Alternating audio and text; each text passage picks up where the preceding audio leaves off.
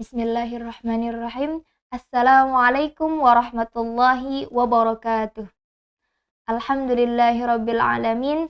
Wassalatu wassalamu ala sayyidina Muhammadin wa ala alihi wa sahbihi ajma'in. Amma ba'du. Apa kabar sahabat KPM? Semoga semua dalam keadaan sehat walafiat.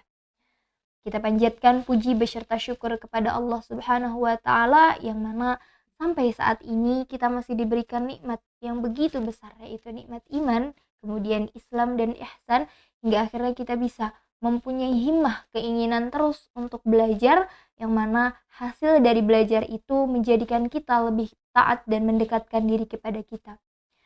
Kemudian tak lupa salawat beserta salam marilah kita curah limpahkan kepada Nabi Muhammad SAW, yang mana beliau adalah perantara selamatnya kita daripada jahilnya pemikiran jahiliyah, kebodohan-kebodohan pada masa jahiliyah, hingga akhirnya kita diberikan petunjuk melalui Rasulullah SAW, yang mana kita berada pada jalan yang Allah ridhai. Amin amin ya rabbal alamin. Baiklah sahabat KPM, kita akan melanjutkan pembahasan, lagi-lagi masih pembahasan tentang akidah sadidah, akidah yang tepat, yang dimaksud akidah yang mana semua itu adalah menunjukkan kesempurnaan kita, ketaatan kita, ketauhidan kita kepada Allah Subhanahu wa taala. Seperti biasa, sebelum kita memulai pembahasan kali ini, kita akan membacakan suratul Fatihah, yang mana kita niatkan suratul Fatihah ini untuk kebaikan diri kita, orang tua, guru-guru, terlebih yang berada di KPM, yaitu Pak Ridwan, dan juga kita khususkan Al-Fatihah ini kepada pengarang daripada kitab Aqaidud Diniyah. Baiklah, Al-Fatihah. A'udzu billahi minasyaitonir rajim. Bismillahirrahmanirrahim. Alhamdulillahi rabbil alamin. Ar-Rahmanir Rahim. Maliki yaumiddin. Iyyaka na'budu wa iyyaka nasta'in. Ihdinas siratal mustaqim. Siratal ladzina an'amta 'alaihim ghairil maghdubi 'alaihim waladdallin. Rabbighfirli wa liwalidayna wal muslimina amin. Allahumma shalli 'ala sayyidina Muhammad wa 'ala ali sayyidina Muhammad.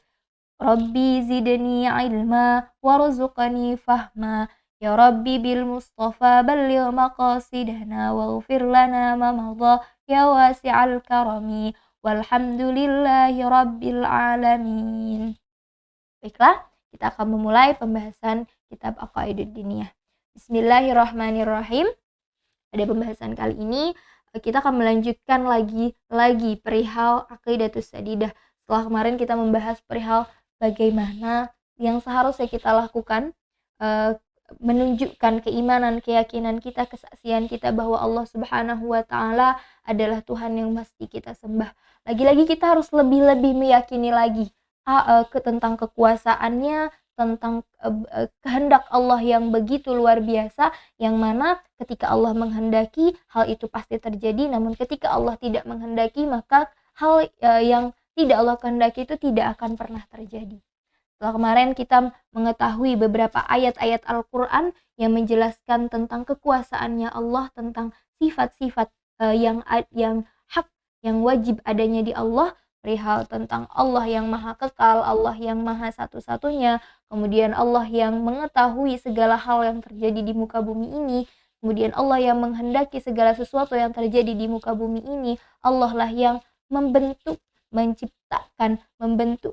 bentuknya manusia yang Allah tiupkan pada pada rahim-rahimnya seorang ibu, yang mana semua itu adalah kehendak Allah Subhanahu wa taala. Selanjutnya kita akan lagi-lagi merincikan bagaimana kuasanya Allah Subhanahu wa taala terhadap segala sesuatu yang ada di muka bumi ini.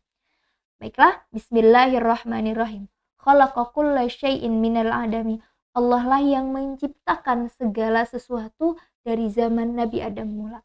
Dan saat itu Nabi Adam diciptakan daripada tanah, kemudian ditiupkan rohnya, Kemudian Allah menciptakan Siti Hawa, yang mana Siti Hawa itu terbuat daripada tulang rusuk daripada Nabi Adam untuk menemani ketika Nabi Adam mendapatkan risalah untuk menyampaikan syariat Allah di muka bumi ini.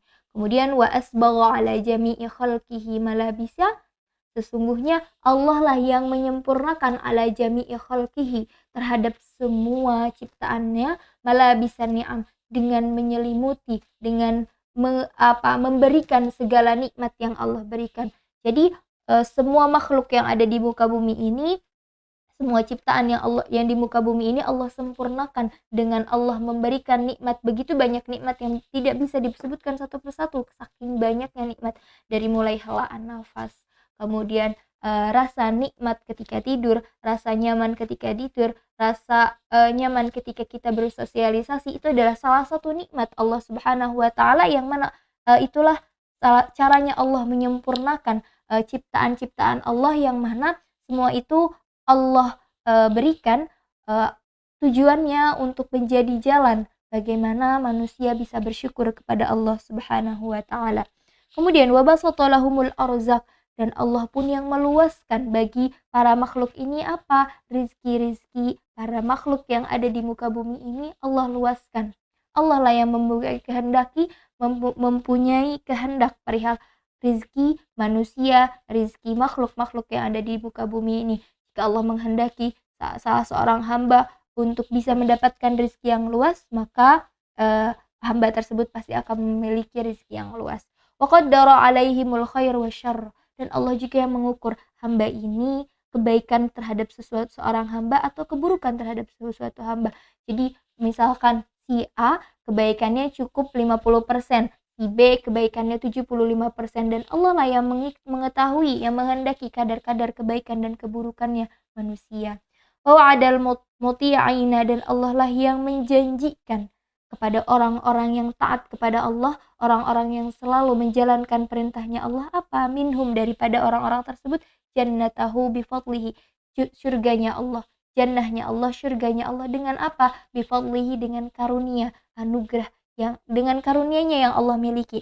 Jadi ketika Allah menjanjikan kepada seorang yang taat, itu janji kepada siapa? Janjinya kepada manusia-manusia, hamba-hamba Allah yang taat. Dengan apa Allah menjanjikan? Dengan syurganya Allah. Namun kita bisa menggapai syurganya Allah dengan bifadlihi, karunia-Nya Allah Subhanahu wa taala.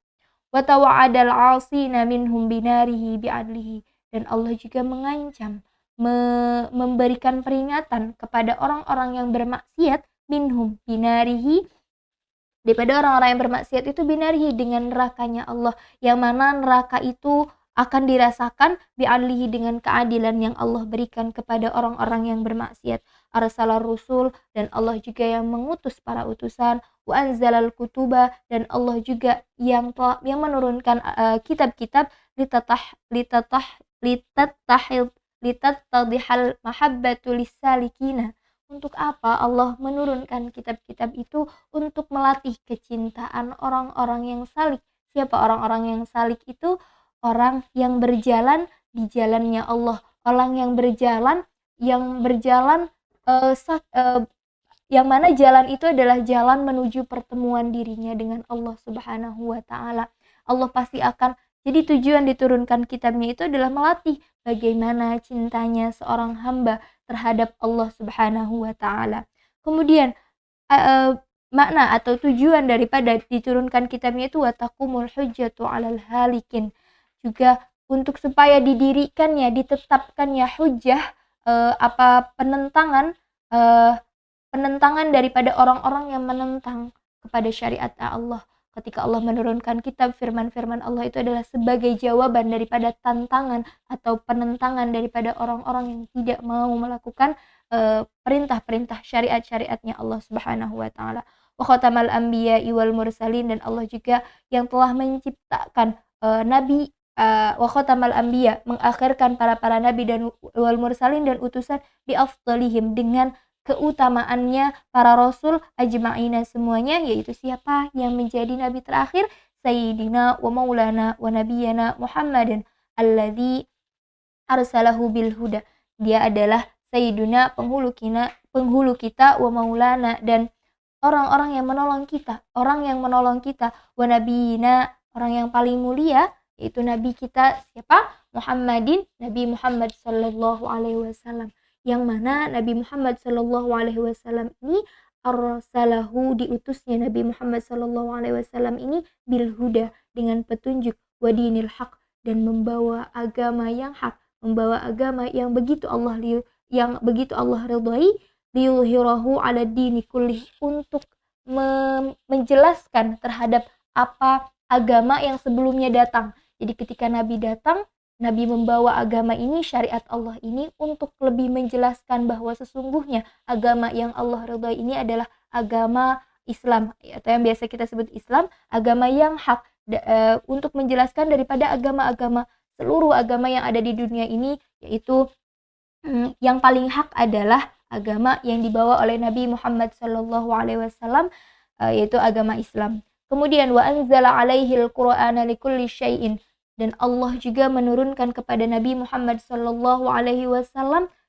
salah satu mukjizat yang begitu besar yaitu Al-Qur'an likulli syai'in kepada setiap sesuatu. Likulli syai'in yang mana Al-Qur'an ini ditujukan untuk segala sesuatu yang ada di muka bumi ini. Wa huda wa rahmata wa busyra lil muslimin yang intinya dia adalah sebagai petunjuk, sebagai pedoman hidup, wa huda sebagai petunjuk, wa rahmah sebagai rahmat, wa busyra dan sebagai kabar gembira lil muslimina untuk orang-orang muslim. Ketika Al-Qur'an diturunkan, di situ banyak firman-firman Allah yang menyatakan janji-janji Allah terhadap orang-orang yang muslim, juga terhadap ancaman-ancaman Allah, peringatan-peringatan Allah terhadap orang yang menentang perihal syariat-syariatnya Allah. Di situ Al-Qur'an diturunkan sebagai petunjuk manusia dalam menjalani kehidupan, sebagai rahmat untuk bisa mengumpulkan manusia menjadi manusia yang begitu Allah ridhai. Kemudian wa busyra lil muslimin sebagai kabar gembira bagi orang-orang yang muslim. Wa na'taqida anna ni'mal qabri li ahli tauhidi wat ta'ati wa adzabahu li ahli syirki. Setelah tadi kita menjelaskan tentang Allah begitu kuasanya, begitu menghendaki segala sesuatu yang ada di bumi ini, dari mulai tadi khalaqa kulla syai'in minal adami, Allah yang menciptakan segala sesuatu dari pertama kali Nabi Adam diciptakan, kemudian Allah yang mengukur kebaikan dan keburukan yang ada pada seluruh makhluk yang ada di bumi ini, kemudian Allah lah yang menjanjikan syurganya kepada orang-orang yang taat dan memperingati mengancam dengan nerakanya Allah Subhanahu wa taala kepada orang yang bermaksiat. Allah juga yang menurunkan kitab-kitabnya, Allah juga yang mengutus rasul-rasul Allah yang mana semua itu adalah sebagai penyampai risalah. Juga menurunkan mengutus Nabi Muhammad sallallahu alaihi wasallam beserta agama yang hak di antara agama-agama yang lain, juga menurunkan Al-Qur'an sebagai pedoman hidup di dunia.